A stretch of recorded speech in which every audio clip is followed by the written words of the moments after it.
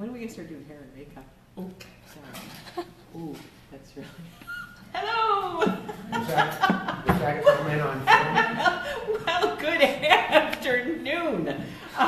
My name is Mary Gray, and I am still the director of the Ohio Arts Council's Rife Gallery. And on behalf of the OAC board and staff and the gallery team, welcome to the Rife Gallery. Today marks the 5th of 8 artist talks during the run of our 2017 biennial juried exhibition through January 6th. All the talks are being live streamed on Facebook, so if you missed one or you want to watch your favorite artist over and over and over again, you can do that. You can see the episodes, I'll call them episodes, I guess that's right, on the Ohio Arts Council's Facebook page or the Ohio Arts Council's Rife Gallery Facebook page. So today, after Michael speaks, it'll be available for you. So let's get to our main act. I'd like to introduce you to Michael Kopage. He is today's guest artist. Michael Kopage is from Chicago originally. He is currently living and working in Cincinnati, Ohio. He obtained his BFA from Memphis College of Art and his MFA from the Pennsylvania Academy of the Fine Arts in Philadelphia. Kopage has participated in dozens of group and solo exhibitions and has been included in a number of news and media publications throughout his esteemed career. Please welcome Michael Kopage. Thank you. All right. Hi, everyone. Hello. How's it going here? Let's see if we can get this together here. All right. So my name's Michael Kopage. Next to you in your chairs are little toys you guys can play with. If you feel inclined, you can actually take one with you if you want. That's fine. I kind of want to start with how I got where I am right now as far as the images that I'm making. I tell people I'm an artist all the time, but when people ask me what kind of artist I am, I tell them I'm a sculptor. All right, and I haven't made a sculpture since I made the things that you're holding in your hands. All right, those were probably made in 2001. All right. I tell them I'm a sculptor because even when I paint, I think in terms of sculpture, of sculpting. I was a sculptor, and then I hammered a gouge through my thumb, and I sliced a tendon, and had to have emergency surgery, and I haven't been able to use a gouge since. It was recommended that I do some sort of physical therapy, so in order to still kind of pursue some of my sculptural aspirations, I started weaving, of all things. The only two classes I've ever dropped in my life in college have been weaving and painting. All right. I dropped weaving because I didn't like working on the loom. I dropped painting because I didn't feel like I could control the outcome. And so, ironically, as a therapy for myself, I started weaving off the loom, and currently in my present life, I'm painting. I don't know what that really says, but I just think that that's a little ironic. So, in order to make this new weaving thing credible, I had to come up with some kind of philosophy to figure out what I was doing, why I was doing it, because I had to do it. First off, I mean, it was the only thing that I could think of that I could do artistically that would require me to use my thumb and to use my muscle and to force myself to use it. And so I started moving more towards environmental approaches to art. I started focusing on the byproduct of human consumption. What is the byproduct of human consumption? What are art supplies? When I go and I buy canvas, a brick of canvases. They come in a box. You know, that box I paid for. It also too becomes an art supply. How can I use this? How can I extend the life of this kind of one-use product? The same thing with the things you have here next to you. It's just the bell and strap that comes around the box of copy paper at your office, if you work in an office. You know, you collect enough of it, you can create something that's quite different than what it used to be, and it has a more long-term lifespan. It doesn't necessarily go in a landfill. It becomes more important because it has more of an identity. So, you know, the identity of disposable things became this central theme in my work. And then that morphed into not throwing my garbage away for a month and using all of the garbage, quote unquote, with the exception of glass, using all the garbage to create these installations that were quite beautiful. They reminded me of these topographical aerial shots of cityscapes or landscapes. Then I met my wife. And my wife came to my apartment one day and she saw this installation on the wall with my garbage, and she didn't like it. But she wasn't my wife then, so I didn't really care, you know. And so as things got more serious and, you know, she moved out of her apartment and she moved into my apartment, there was mounting pressure to get rid of this trash that was hanging on my wall. And we fought about it, you know. I mean, we really fought about it because she didn't get it. She didn't understand. And I expected her to. I mean, prior to her, you know, I'd only gone out with girls from art school. They got it, you know. It was never a conversation. It was never an issue. But here I am with someone who is outside of, you know, the social group that I most associate myself with, offering criticism that I wasn't familiar with. And, you know, art school was all about criticism. So I kind of tried to remove my ego and listen to what she had to say, which led to me taking it down, throwing it away. And so around the same time, I had stopped working on art completely. You know, I didn't have a studio. I was in an efficiency, basically. I was making music, which I also considered art. I was traveling around Europe doing shows and recording studios all over the world, and actually had a #1 single, if you guys can believe that, on BBC Radio for 4 weeks. But then I decided, you know, I wanted to do visual art again, but what could I do? So my wife, she suggested portraits. And I wasn't a fan of portraits because I didn't want to contribute to the vanity that was already out here in the world with the amount of selfies and pictures of people that take it themselves, you know. I just felt that I didn't want to contribute to that. So I started out drawing images of the mentally ill. I work in the mental health field professionally as well. I work for an agency called Talbert House in Cincinnati. We offer mental health services as well as housing services and community services and correction services. And I also work for Cincinnati Children's Hospital as a mental health specialist where I do therapeutic art groups. So I have kept these things kind of separate, but you know, a merge happened. So I started drawing portraits of African American males with schizophrenia. And this is one of the images. It's here, and then, so that's the only one I have there. But I did 33 images, all different sizes, not exact portraits of the guys that I was working with, obviously, because of HIPAA laws, but they were all inspired by the guys who I was working with who looked like me, right? Not only did they look like me,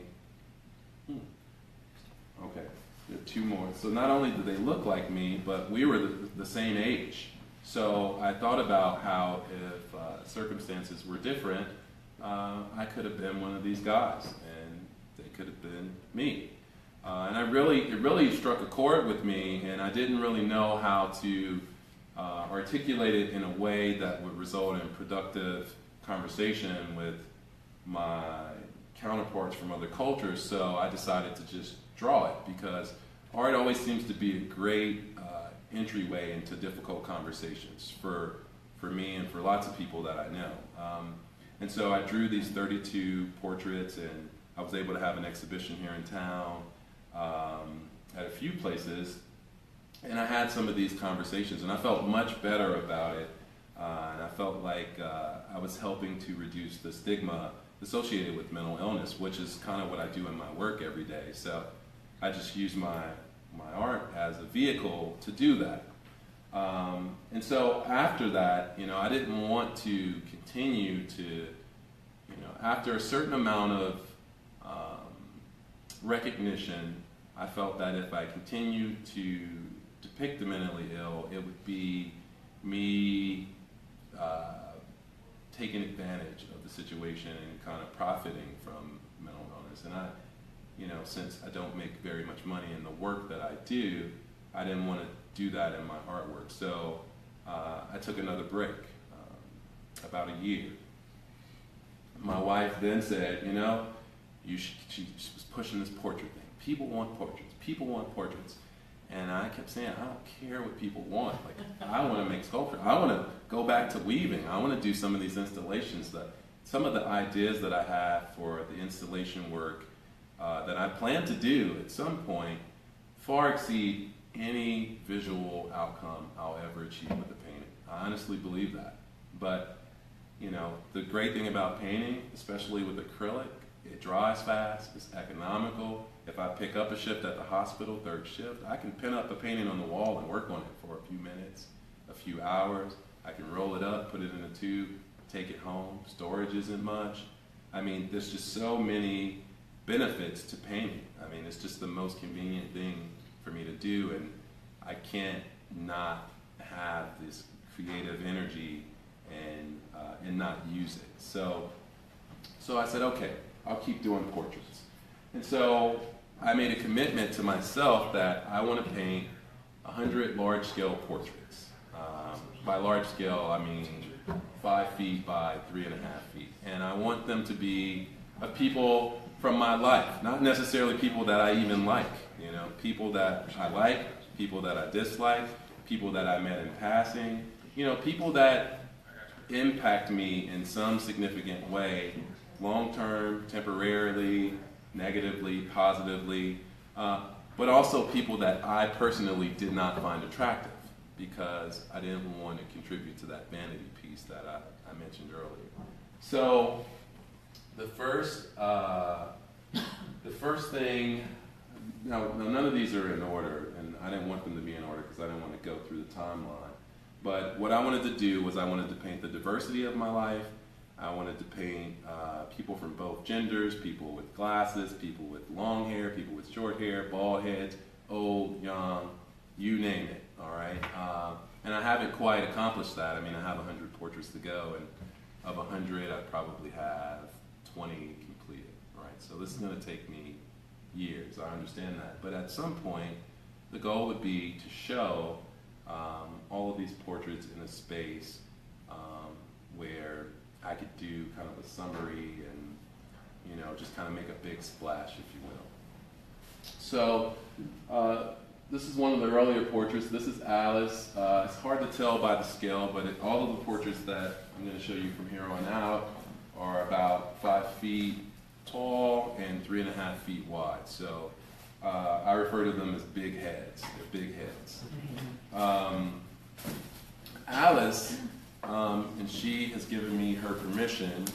Alice I met in the mental health setting, and she was in recovery, and she was actually doing really well. And when I started this series, I reached out to her to ask her if I could actually depict her as she is versus creating a portrait based on who she is. And she said, sure, I have no problem with that. I said, I'll send you progress shots, I'll send you pictures. If there's any issue, you let me know. I'll scrap it, I'll do whatever I need to do to just kind of respect your likeness, respect your wishes.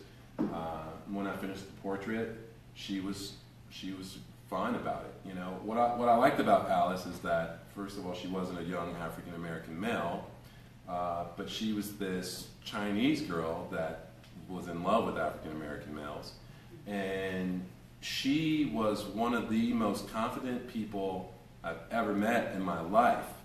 You know, who also was living with mental illness, but mental illness, a lot of times people with mental illness, they struggle with the stigma, they struggle with how they see themselves, and Alice was not one of those people. She was extremely strong, and how she saw herself, she was the most beautiful person in the world, you know.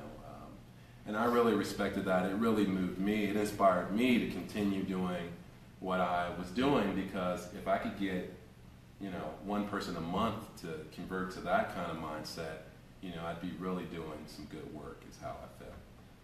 Now, I don't think I had anything to do with how she felt. You know, I met her at the right time, and she probably inspired me more than I inspired her, which is why I painted a portrait of her.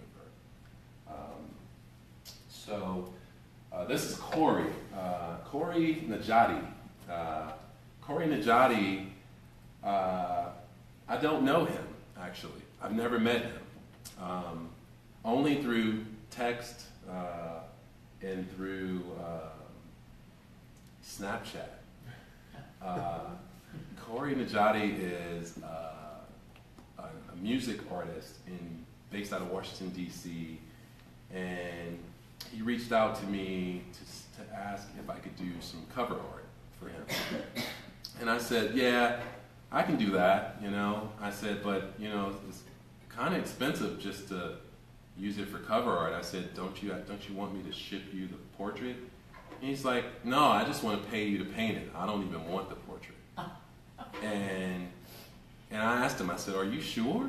And he said, yeah. He's like, you know, at some point, if I want it, you know, I'll reach out to you and we can set it up, you know. And I painted this portrait 2 years ago, you know, and he hasn't reached out. He just wanted me to paint it because he saw some of the work that I was doing, and he wanted his image depicted in the style that I paint. You know, I don't know him, like I said, but every time I see him on social media, he's always in his car singing stuff, and he's always acting goofy, and he seems like someone that I would actually spend time with, one of my friends. I feel like I know him, even though I don't know him, you know, and this is someone who supports me from afar that I've never met, but we have this kind of kinship that I really respect and I really admire. At any point, if you guys have any questions, please feel free to ask, because I can't imagine talking for 60 minutes straight. All right, this is David Mann. David Mann is the vice mayor of Cincinnati. I consider him and his wife, Betsy, a friend. They've been over to the house, been to City Hall more than a few times. I met Vice Mayor Mann because he has an art gallery as part of his office space, and there was a call for artists to do a portrait. It was called Cincinnati Portraiture, and I submitted a portrait of my wife and another gentleman who I'll show here soon, and he really liked the portraits. He had a lot of good things to say about them, and you know, through our conversations, I asked if he would be willing to sit for a portrait, or if I could take a photograph. And he said he was okay. He sent me some pictures, and it was the political pictures where the glamour shot with the little sparkle in the tooth, and and I said, no, that's not what I'm trying to do. I don't. It's hard to tell the vice mayor I don't want to paint a flattering portrait. I want to paint you how you look. And he said, okay. He trusted the process, but when he came to see the portrait, I think that he had never quite been depicted as close to his age as I depicted him.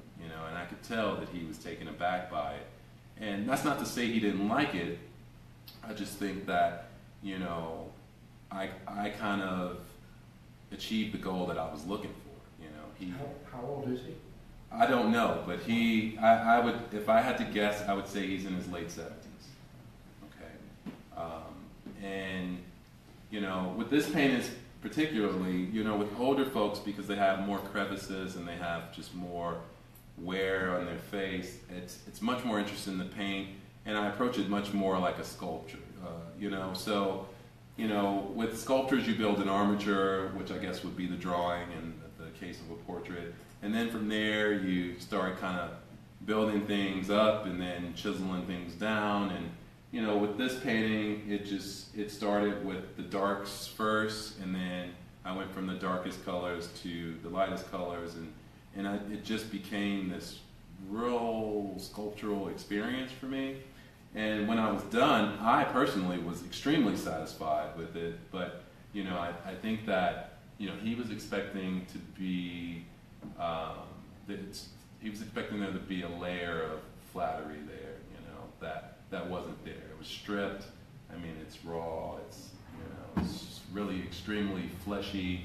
You know, it's not a pretty portrait, but it definitely is a successful one as far as I'm concerned.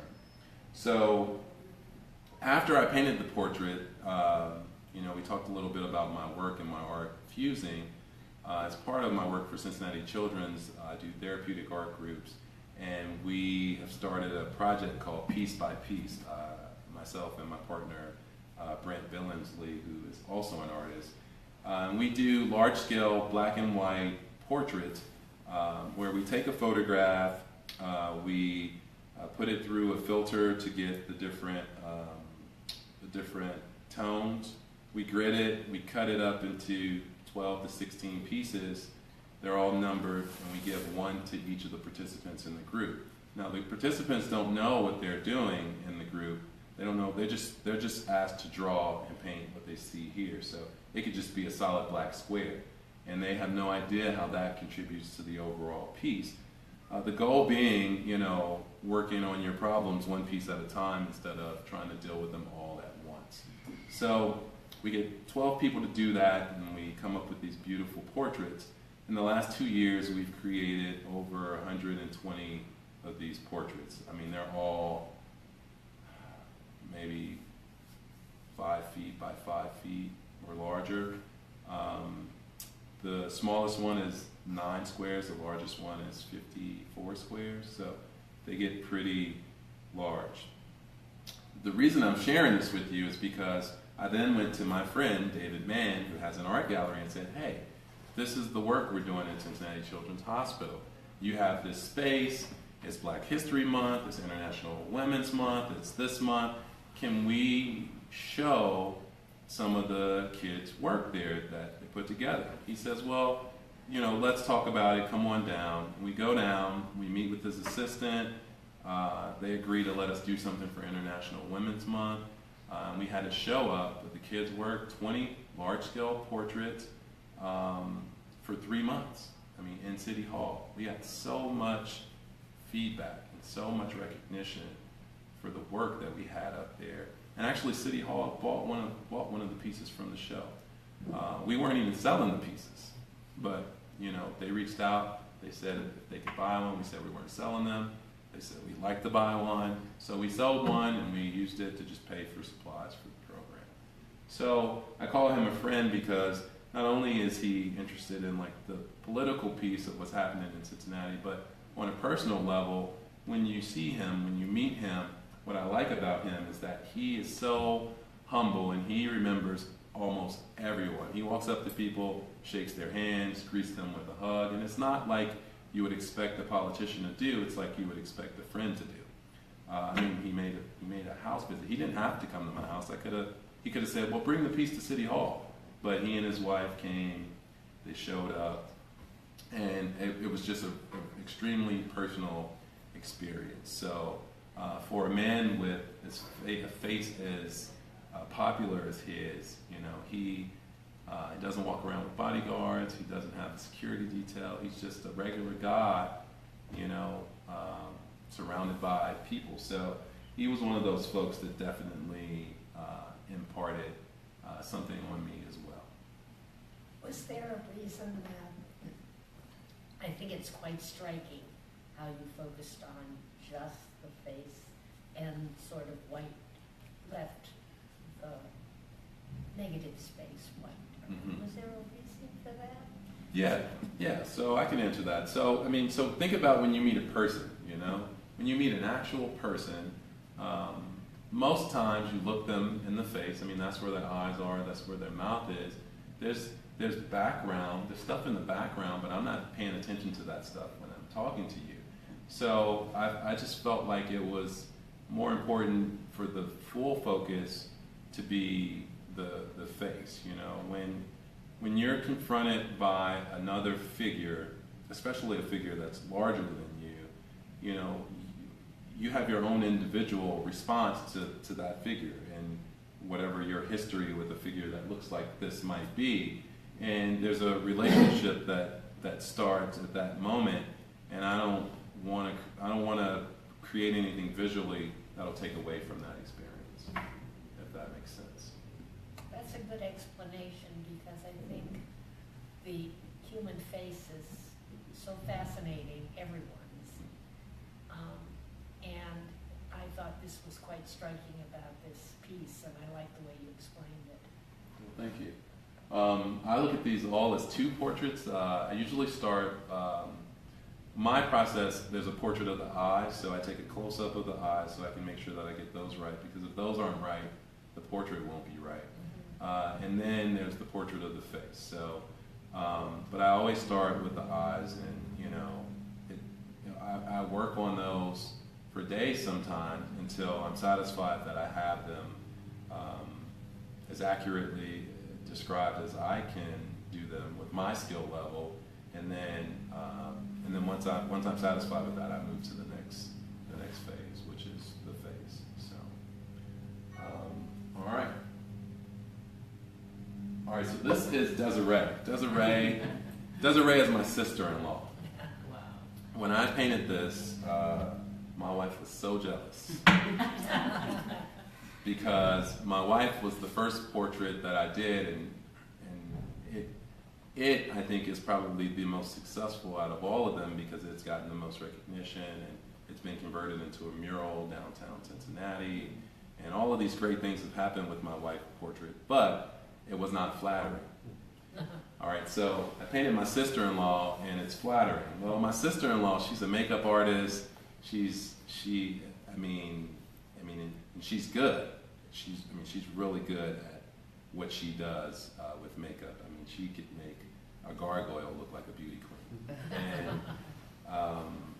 And so she sent me this picture. This is probably the only painting that I'll show you that's more than just a head, right? And this was very early on. This was probably the second or third portrait once I started painting people. And I was just really interested in, kind of developing different techniques. Here she has this leopard print thing that requires gold paint and this pattern, and then she has these braids that required this tool that I had to build to get different marks and strokes, and so it was more of an experiment that turned into a pretty painting. I never displayed this painting. I never submitted for exhibitions because it's not a successful painting based on the standards that I set for myself. In fact, with this painting, the reason I'm showing it is because I feel like I failed in my kind of underlying motivation for my work, because it probably contributes more to her vanity than it does to say anything about who she really is. Michael, why didn't you continue the right arm? Because I realized I failed and it was too late, and I just kind of gave up on it. It was done. I overworked the face. It was way too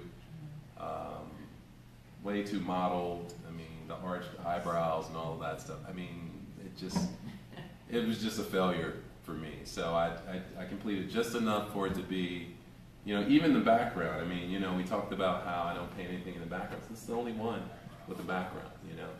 Most of them, if there's a background, it's white, you know, or tan, depending on the color of the paper, right? So, so in every aspect of my methodology for working, it's a failure. So, yeah. All right, so this is my wife, all right? So compared to this, which is what my wife expected I would be painting, you know, I started with this, and she could not stand this painting. She was not satisfied.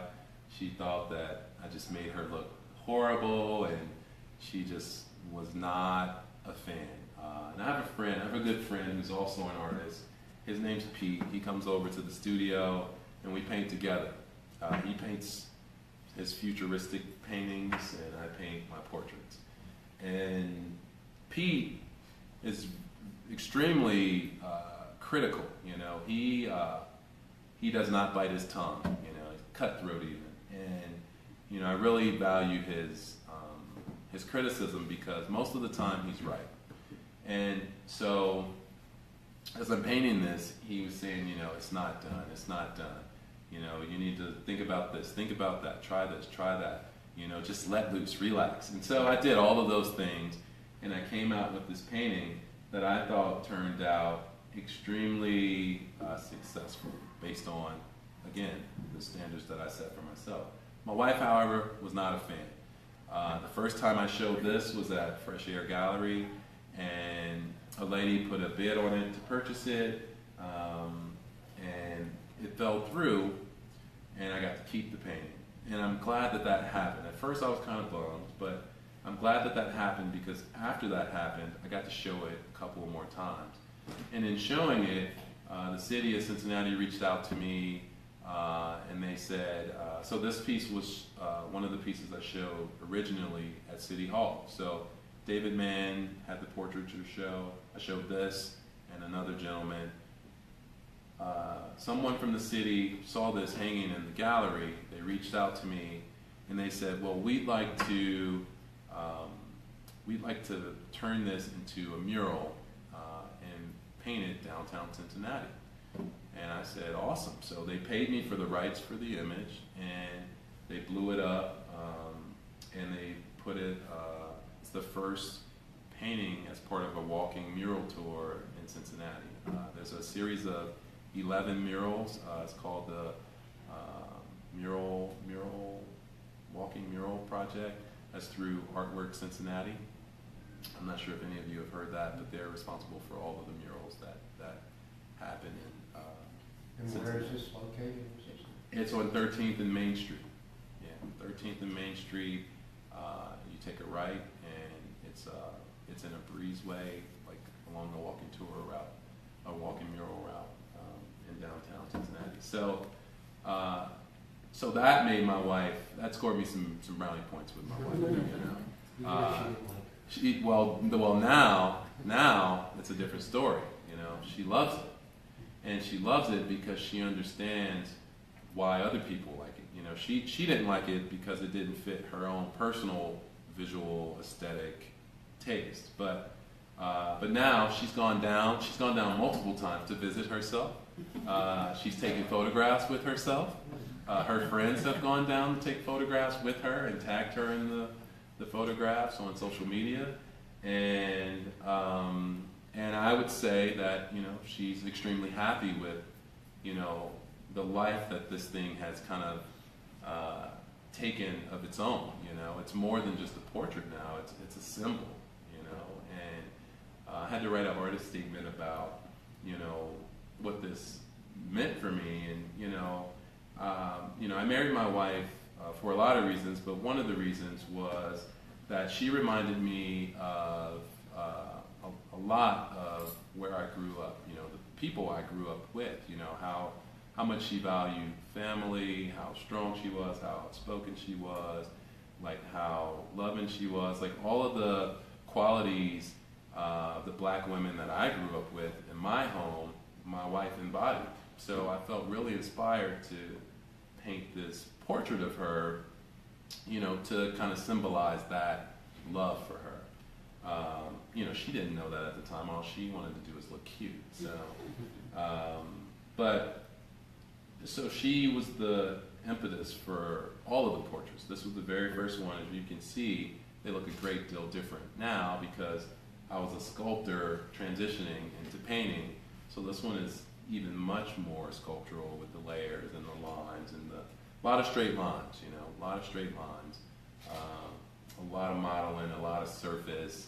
Looks like some sanding, but you know, it's just kind of, you know, I even used a lacquer, you know, I mean, I really was transitioning from that sculpture brain to this. All right, next up is Kat. Kat, all right, so Kat is one of those people that I've known for, well, 2 years or 3 years. And I only remember having one conversation with her, one real conversation, and that was recently in my kitchen. You know, Kat is, you know, she's one of the, I think she's someone that I respect because I think a lot of people underestimate her, because she is actually really pretty and like could be considered like one of those trophy type of women, with the blonde hair and the nice build and all of this stuff. And, you know, and people think that she's not smart, you know. I don't think that people think that now, but I think that that was my general impression, is that people didn't take her seriously. But she is smart as hell, you know, and her brain has led to her being extremely successful in her job and in her field, and she's probably one of the most successful people that I know. And she's recently, like over some time, developed a really good friendship with my wife. But, you know, she's like one of those people that reminds me that no matter, you know, who people think you are and what you look like, you know, that they don't define you, you define yourself. And, you know, this painting is kind of a reminder of that for me, regardless of how, you know, I might be received, you know, I might say something to who I am, but it doesn't really dictate who I am and who I become. So, so I thought that, you know, I asked to paint her as well, because she really did, she really reminded me of that fact, you know, that you are who you say you are and not who other people want you to be. And so that's what led to this one here. Leroy Maxey. Leroy Maxey, that's my granddad. All right. Leroy Maxey, you know, I don't know what to say about Leroy Maxey. I mean, he's probably one of the strongest men that I know. He raised 5 kids, 6, I don't know how many kids he raised. Too many if you ask me. He raised my cousins after their mom passed away from cancer. I mean, he beat cancer twice. He was the silent partner in my success, you know.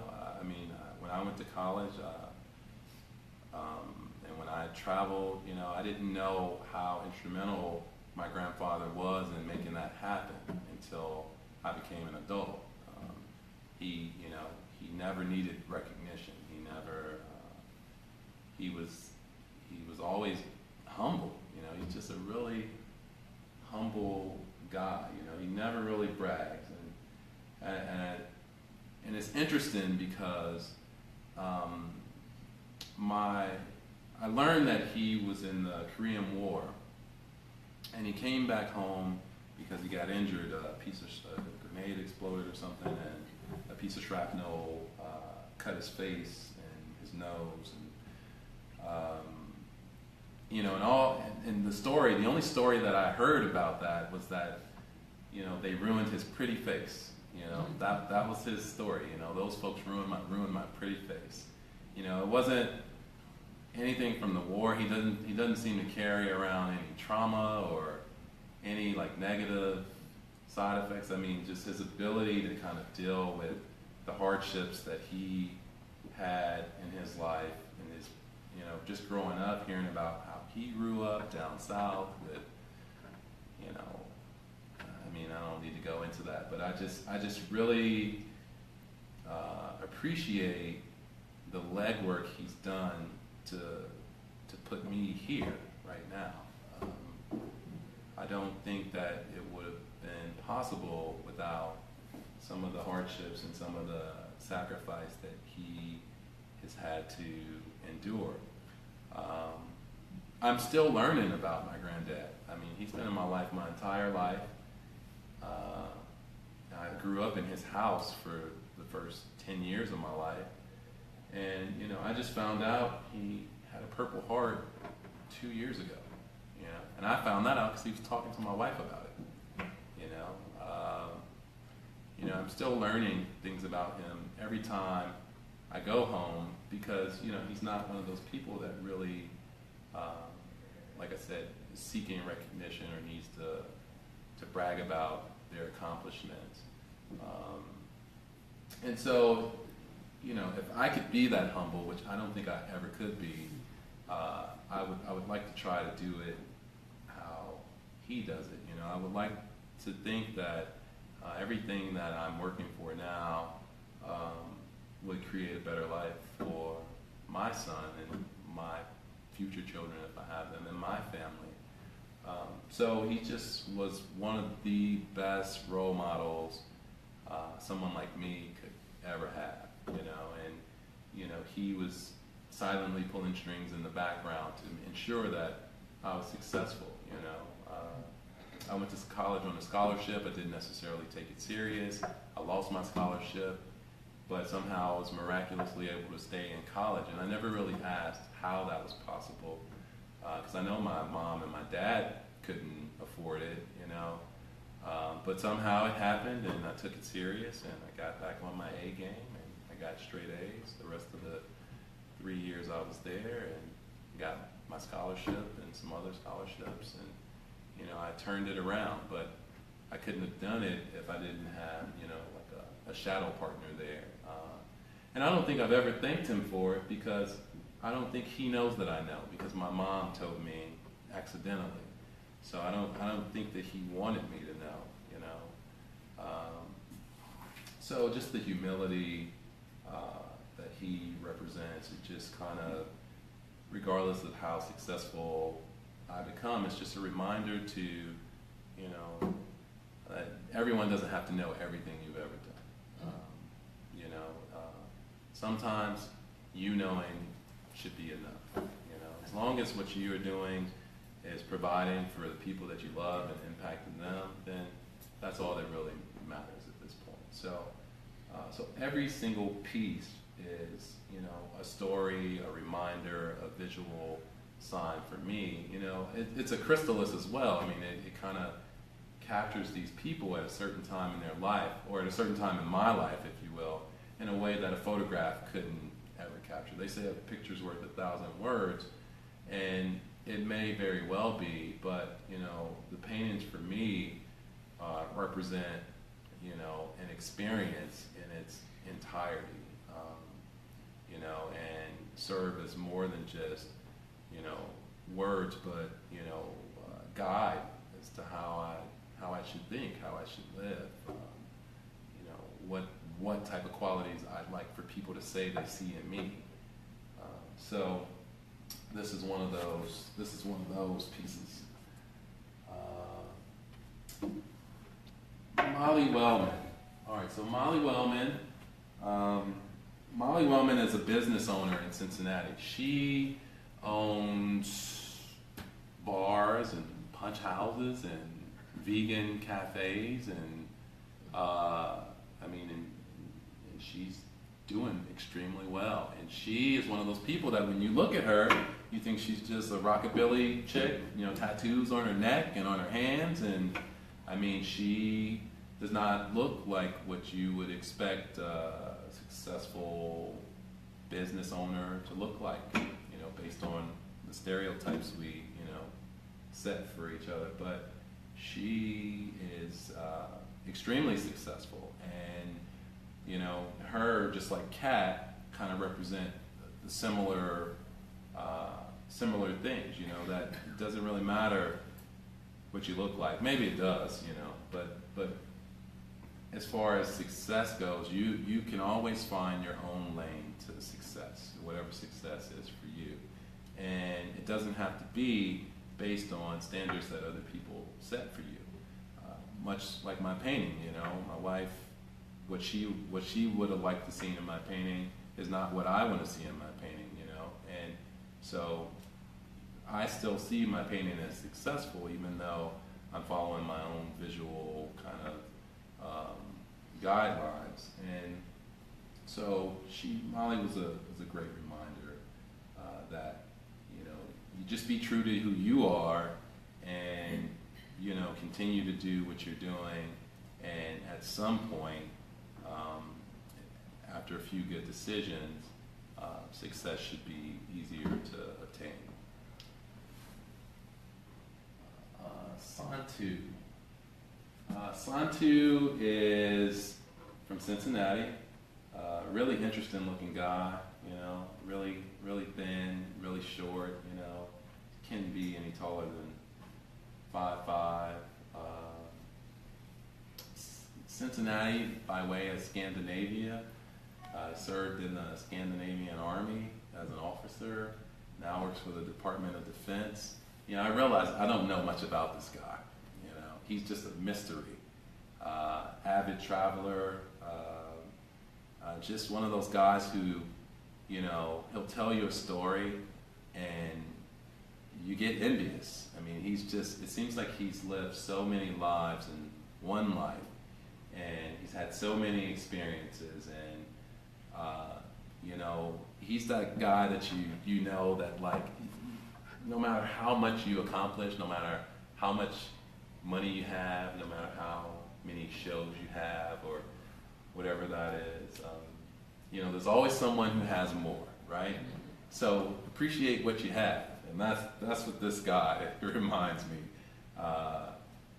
Just when I talk to him about travel, and when I talk to him about life experiences, he always has this perspective and this story that really just kind of reminds me, man, this guy is awesome, but, what he's done with his life really doesn't say what I've not done with mine, it just kind of, helps me obtain some sort of perspective. I mean, I guess since I can't experience it, maybe I can live it vicariously through him.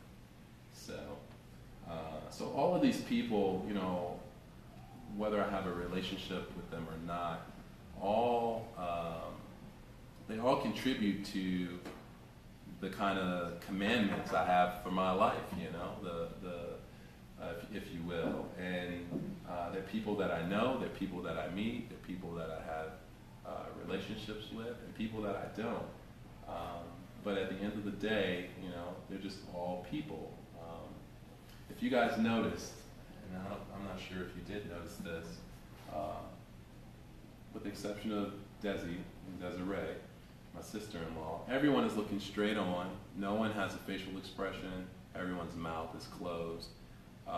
And that's intentional, all right? Because although these people mean all of this to me, and I have the luxury of kind of explaining it to you guys today, when you see them, you're not going to know any of that stuff. You're going to project onto that person what you think, what you see. We walk past thousands of people a day. When you guys leave here today, you're going to walk past 100 people from here on the way to your car that you won't even speak to. But you'll make an assumption. You'll have a notion about who that person is. You'll project onto them, what your experience has taught you, and you'll have a narrative in your head about who that person is. From the person that you just catch a snippet of their cell phone conversation to the guy coming out of the sandwich shop, And so I wanted to kind of create that same thing with the paintings, where you walk up to a painting, you have no idea who they are outside of their name, and then you come up with your own narrative. And so for each of you, you'll have a different experience. So I just kind of want to do a test, right? So I'll ask a question to you guys. Is there anyone who feels comfortable telling me what they think about this guy? Who he is, where he's from, anything. Is there anything you can pull from this portrait that you feel comfortable sharing? There's no such thing as wrong answers. Anyone? I think he's an individualist in the sense of distinctive characteristics of his beard and expression to me. I would say he is his own person. Are those tattoos in this one? Yes, they are. Okay. They are. Which is another, I think, thing about an individual, that to do that, I think you have to have, a feeling about yourself to do the tattooing. Chances are he doesn't wear a suit to work. Okay. Anyone else? All right, so this is Sergio. All right. I call him Power Surge. All right. I call him Power Surge. I like that. But I don't know if he likes it or not. So Sergio, most people think Sergio is Arab, right? And so he gets kind of profiled a lot. But Sergio is actually, his mom's Italian and his dad is black. And, he does have this distinctive look. He is an individualist. He started his own kind of clothing company. He has his own brand. But Sergio is one of the sharpest dudes I know. I mean, he can wear a suit like no other, right? I mean, he is always dressed nicely, from head to toe, always. I've never seen him dressed like me today, I've only ever seen him sharp. I mean, I met him, so his portrait was the other portrait with my wife's that I showed at City Hall. I invited him down for the opening. When he showed up at the opening, he had on a dress shirt with a really nice fancy belt and some pants, and then, but he had on gym shoes. And so he got out of the car, and he walked behind the car, and he popped his trunk, and his trunk was a closet. He had 3 pairs of shoes. He had some pants. I mean, he travels with a closet in his car, right? He's a sharp dude. So he changed his shoes. We walked in, and it was fun, Sergio is also a bodybuilder. I mean, he's probably the most diesel guy that I know. He's probably weighs 130, maybe 140, but he is like bench pressing 300 pounds plus. I mean, he's a strong guy. I mean, he spends hours in the gym a day. So, I mean, he's just a very meticulous guy, very detailed and kind of really unexpected. You see people, like a lot of people with tattoos, probably his entire torso is covered with tattoos. You see people like that, sometimes you don't expect them to be that, but he's really concerned with his physical appearance, his visual appearance, everything, He's got. So he covers his tattoos up, right? Yeah, he's got the man bun going, he's got the beard. He's a fly dude, as we say. All right, so I just have a few more minutes here. Tommy, I'll just go through him. This is my best friend. I've known him for over 20 years. I don't know that I've ever seen him get in a disagreement with anyone. I feel like he can integrate with any group in any place at any time without any friction. He's just found a communication style that I've actually adopted. People think I'm extremely calm, which is great because I attribute all of that to his impact on me, because when he met me, I was an extremely angry kid. I poor impulse control, short fuse, completely changed my life meeting this guy. I mean, and without him, without meeting him and kind of seeing how he operates with people, I'm not sure that I would even be here today, you know, because I would have completely destroyed some relationships and burned some bridges without it. And then I just want to go to my last piece. Well, that's me. I don't have to talk about myself. This is the last piece. This is the piece that's hanging in the gallery. If you haven't seen it, this piece is called The Matriarch of Havana, because I didn't get to get this lady's name. I went to Cuba a few years back. I stayed with a lady who was easily the most popular person in her neighborhood. The neighbors came over to gossip. They came over for tea. They came over for babysitting. They came over to get nails done, to get hair braided. I mean, her house was the place to be. And I was staying there for a few days while I was in the country. And every day she would send a young girl who was working for her to go and retrieve her mom. And this is her mom. Her mom would come over. Her mom would sit out in the courtyard. They would feed her. They would make sure that she was okay. She would never talk. I didn't realize she was blind until I asked to take a portrait of her, and they told me she was blind. But you know, her face just told this story that, you know, I felt like everyone should see. And so I asked if I could take a picture of her, and she said yes, and I took a picture, and knowing that she would never get to see the image that came from the picture. Fast forward 2 years, my wife and her brother are going to go back to Cuba in about a month, so I'm going to send the portrait with my wife to give to the daughter to hopefully display in her place, and just as a token of gratitude and a token of thanks for providing me with shelter and food and everything while I was there. But I just felt like there were a lot of people in Havana, especially, whose face had a similar story, and she was just one of the many. So I didn't even feel like it was important to really find out what her name was and just call her the matriarch, because, you know, there's so many faces and so many stories that are extremely similar in that part of the world. So,